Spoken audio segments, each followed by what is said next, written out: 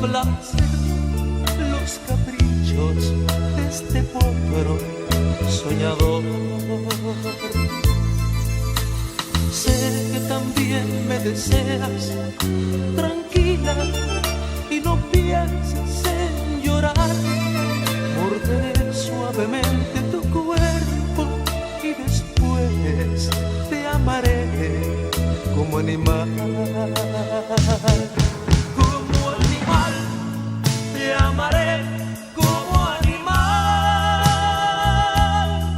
con ternura y a la vez con desenfreno, como lobo en luna llena, como potro siempre en celo. Como animal, te amaré como animal,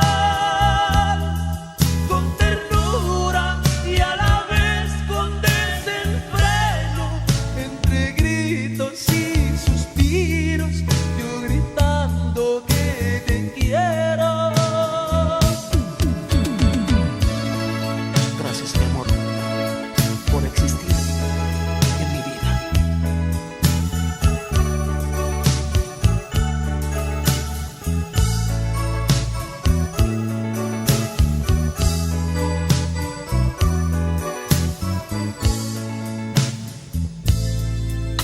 Perdido por mucho tiempo sin probar el olor de una mujer, esperando este momento para amarte una y otra vez.